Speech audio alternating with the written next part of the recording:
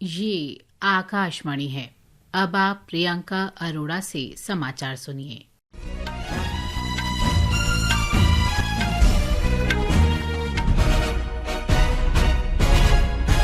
प्रधानमंत्री नरेंद्र मोदी गणतंत्र दिवस समारोह में शामिल होने वाले एनसीसी कैडेटों, स्वयंसेवियों, कलाकारों तथा जनजातीय समुदाय के अतिथियों से मुलाकात करेंगे। आज प्रधानमंत्री आवास पर एक कार्यक्रम का आयोजन किया गया है, जिसमें श्री मोदी कलाकारों और एनसीसी कैडेटों के साथ बात करेंगे। इस वर्ष के गणतंत्र दिवस समारोह में सांस्कृतिक विविधता और सैन्य शक्ति का प्रदर्शन किया जाएगा। समारोह में संविधान लागू होने की 75वीं वर्षगांठ और जन भागीदारी की झांकी भी प्रस्तुत की जाएंगी। परेड में 300 कलाकार देश के विभिन्न हिस्सों के वाद्य यंत्रों के साथ सारे जहां से अच्छा की प्रस्तुति देंगे।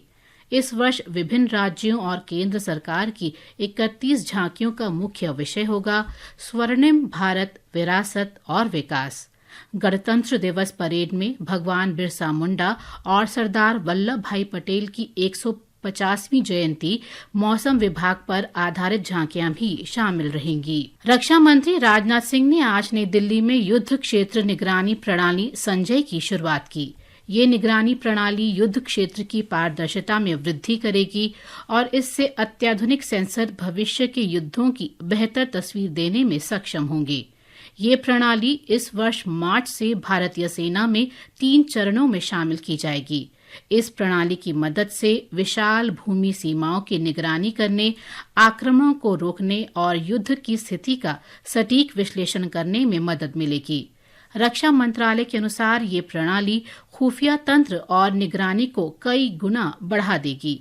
इसके शामिल होने से भारतीय सेना में डेटा और नेटवर्क संचालन की दिशा में नई शुरुआत होगी।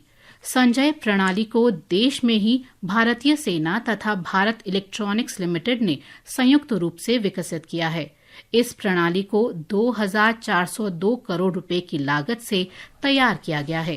कर्तव्य पथ पर गणतंत्र दिवस की परेड में संजय प्रणाली मुख्य आकर्षण रहेगी। दिल्ली में विधानसभा चुनाव की तारीख जैसे जैसे नजदीक आ रही है, मतदाताओं को लुभाने की सभी राजनीतिक दलों की कोशिशें तेज हो गई हैं। भारतीय जनता पार्टी, आम आदमी पार्टी और कांग्रेस के नेता रैलियां निकालकर तथा घर घर जाकर पार्टी उम्मीदवारों के पक्ष में प्रचार कर रहे हैं। उत्तराखंड के मुख्यमंत्री पुष्कर सिंह धामी का आज शाम नई दिल्ली में विधानसभा क्षेत्र में रैली का कार्यक्रम है। भारतीय जनता पार्टी के वरिष्ठ नेता और पूर्व केंद्रीय मंत्री अनुराग सिंह ठाकुर मंगोलपुरी, नई दिल्ली और द्वारका क्षेत्रों में जनसभाओं में भाग लेंगे। इस बीच नई दिल्ली से भाजपा की सांसद बांसुरी स्वराज के आज शाम शालीमार बाग चुनाव क्षेत्र में मतदाताओं के साथ मिलने का कार्यक्रम है। उधर आम आदमी पार्टी के संयोजक और दिल्ली के पूर्व मुख्यमंत्री अरविंद केजरीवाल आज नजफगढ़, उत्तम नगर और द्वारका चुनाव क्षेत्रों में रोड शो करेंगे।